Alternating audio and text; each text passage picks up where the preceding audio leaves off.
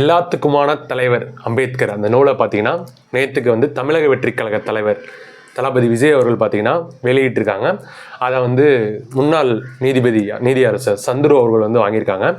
ஒரு பெரிய நிகழ்ச்சி நடந்திருக்கு. ஒரு புத்தக வெளியீட்டு விழா இந்த அளவுக்கு பேச்சு பொருளாக இருக்குது. நிறைய பேர் பாசிட்டிவாக நிறைய பேர் பேசுகிறாங்க, நெகட்டிவாகவும் ஒரு சைடு பேசிகிட்டு இருக்காங்க. ஆனந்த விகடனும் அந்த voice of common Aadhav Arjuna அவங்களோட குடும்பமும் சேர்ந்து இணைஞ்சு இந்த நூலை வந்து நிறையா பேர் கட்டுரை எழுதியிருக்காங்க. அம்பேத்கரோட ஆட்டோபயோகிராஃபி அதில் இடம்பெற்றிருக்கு.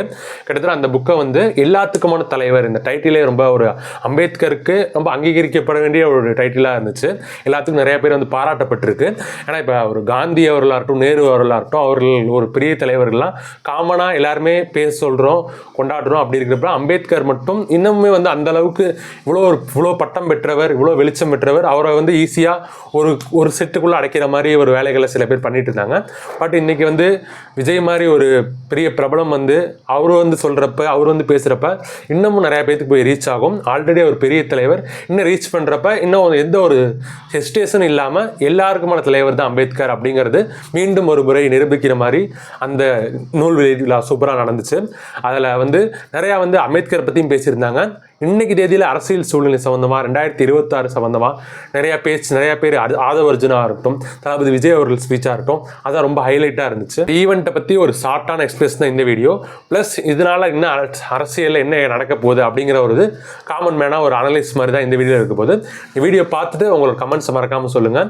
யாரோட சைடில் வந்து கரெக்டாக பேசுகிறாங்க அப்படிங்கிறது கமெண்ட்டில் சொல்லுங்கள். விகடனோட இந்த தலைவர் சீனிவாசன் ஆகட்டும், அம்பேத்கரோட பேரன் அவங்க கலந்துக்கிட்டாங்க. அவங்களோட ஸ்பீச்லாம் வந்து தெளிவாக இருந்துச்சு. இவர் சீனிவாசன் சொல்லும் போது வந்து ஆனந்த விகடன் பார்த்தீங்கன்னா மத்திய அரசையும் நம்ம எதிர்த்து பேசுவோம், மாநில தப்புனாலும் எதிர்த்து பேசுவோம். ஒரு சைடு நம்மளை சங்கின்னு சொல்லுவாங்க, இன்னொரு சைடு பார்த்தீங்கன்னா நம்ம வந்து திமுகவுக்கு சொம்படிக்கிறோம், அந்த மாதிரி விமர்சனம் பண்ணுவோம். ரெண்டு பேர்லேருந்து விமர்சனம் வரனால நம்ம நல்லா கரெக்டாக போயிட்டு இருக்கோம் அப்படிங்கிறத சொல்லுவாங்க.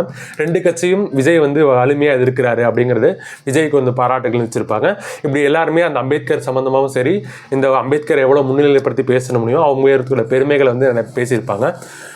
ஆதவ் அர்ஜுனா விசிகாவோட துணை பொதுச் செயலாளர், இந்த வாய்ஸ் ஆஃப் காமனோட அவர் தான் அந்த லீடு. அவரோட ஸ்பீச்சும் ரொம்ப ஹைலைட்டாக இருந்துச்சு.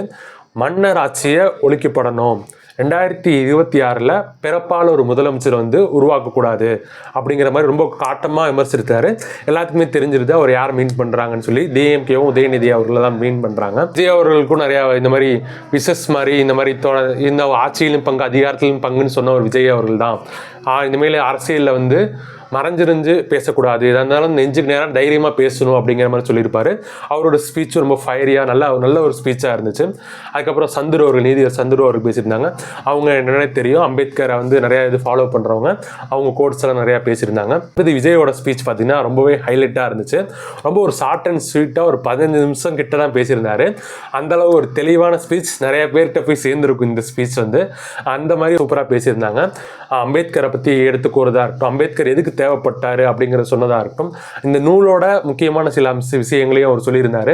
அது மட்டும் இல்லாமல் இன்னைக்கு தேதியில் அவர் இருந்திருந்தால் ரொம்ப சில விஷயங்களை பார்த்து தலை குனிஞ்சிருப்பார் அப்படிங்கிற விஷயத்தை ரொம்ப டைரெக்டாக அட்டாக் பண்ணியிருந்தார். மணிப்பூரை பற்றி பேசியிருந்தார். மணிப்பூர் அதிகமாக பேசப்படணும்னு நினச்சிட்டு இருக்க சமயத்தில் நிறைய பேர் அதை வந்து விட்டுட்டு விலகி வந்துட்டுருக்கோம், மறந்துருப்போம். அப்படி மணிப்பூரை வந்து ஞாபகப்படுத்தி இன்னமும் இப்படி கண்டுக்காமல் இருக்காங்கன்னு சொல்லி மத்திய அரசுக்கு பார்த்தீங்கன்னா ஒரு கேள்வி வச்சுருந்தாங்க. இதே அந்த அரசு அப்படி தான் இருக்குன்னா, நம்ம ஆண்டுட்டு இருக்க தமிழ்நாட்டு அரசும் பார்த்தீங்கன்னா வேங்கை வயலுக்கு இன்னும் வந்து சரியான ஒரு தீர்வு காணல. இந்த மாதிரி தொடர்ந்து பிரச்சனைகள் நடந்துக்கிட்டே இருக்குது.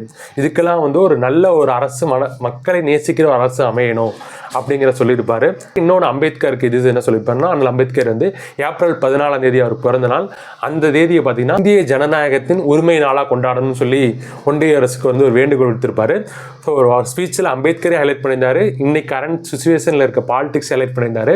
ஃபைனலாக போகும்போது தான் ஒரு எப்பயுமே அந்த கிளைமேக்ஸில் ஒரு ட்விஸ்ட் வைக்கிற மாதிரி இன்னும் அடித்து பேசியிருக்காங்க. திருமாவளவன் வந்து விசிக தலைவர் வந்து இதை கலந்துருக்கணும், இதை கலந்துக்க முடியல, இதுக்கு கூட்டணி நெருக்கடின்னு நான் புரிஞ்சுக்கிறேன்.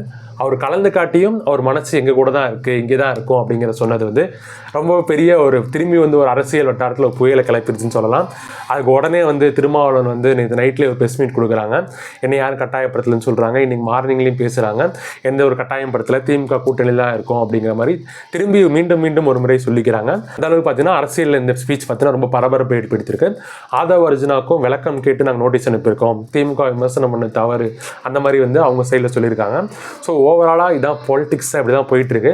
டிஎம்கே அவங்க கூட்டணியினால தான் ஜெயிக்கிறாங்கிறத விஜய் அவர்களும் சொல்லிட்டாங்க. பட் ஓவரால் நம்ம அனலைஸ் பண்ணி பார்த்தாலுமே அவங்க ஸ்டார்டிங் டைமில் இருந்து அதுக்கப்புறம் எப்பயுமே வந்து கூட்டணியோட வச்சு தான் ஜெயிச்சிருக்காங்க.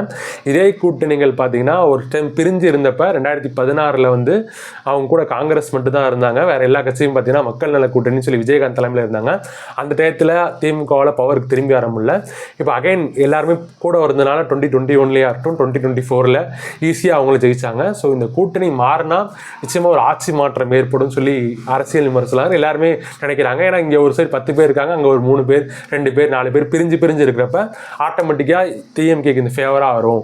அதனால் இந்த கூட்டணியை தான் முதல்ல உடைக்கணும்னு சொல்லி எல்லாரும் எதிர்பார்த்துட்டு இருக்காங்க. அது பார்ப்போம். எதுவுமே வந்து இந்த 2024 லாஸ்ட்டில் இருக்கும். இன்னும் 1.5 இயர்ஸ் இருக்குது. சாலிடாக நம்ம அடுத்த இயரில் தான் இதோட கூட்டணி கணக்கெல்லாம் மாறுதா என்ன பண்ண போகிறாங்கன்னு தெரியும். விஜயை வந்து முழுசாக இனிமேல் அரசியல்வாதியாக ஏற்றுக்குவாங்களா, அரசியல் தெரியுமா அப்படிங்கிற கேட்டுக்கிறவங்களுக்கு மாநாடு ஸ்பீச்சாக இருக்கட்டும், இப்போ இந்த ஸ்பீச்சாக இருக்கட்டும், ரொம்ப தெளிவாக அவர் அரசியல் எப்படி நம்ம முன்னிறுத்துக்கிறார் அப்படிங்கிறது தெரியுது. அம்பேத்கர் எந்த அளவுக்கு கோட் பண்ணுறதா இருக்கட்டும், எப்படி பேசுனா எந்த மாதிரி பேச்சு பொருளாக கொண்டு போகணும், ஊடகங்கள் மட்டும் இல்லாமல் தன்னோட ரசிகர்கள் மட்டும் இல்லாமல் எல்லா மக்களும் மற்ற கட்சிக்காரங்களும் எப்படி ரிசீவ் பண்ணுவாங்க அப்படிங்கிறத தெரிஞ்சு அவரோட ஸ்பீச் வந்து சூப்பராக கொடுத்துருந்தாரு. நீங்கள் என்ன நினைக்கிறீங்க? இந்த விஷயங்கள் இந்த ஒரு அரசியல் மாற்றத்துக்கான இதாக இருக்கணுமா, நமக்கு எப்பவுமே ஆப்ஷன் இருக்கணும்னு சொல்கிறப்ப விஜய் அவர்கள் ஒரு ஸ்ட்ராங்கான ஆப்ஷனாக உருவாக்கிட்டு வரான்னு தோணுது. உங்களோட ஒப்பீனியன் மறக்காமல் கமெண்ட்டில் சொல்லுங்கள். தேங்க்யூ ஃபார் வாட்சிங். Keep supporters. சேஎஸ்ஆர் தமிழ் சேனல் சப்ஸ்கிரைப் பண்ணுங்கள். பாய்.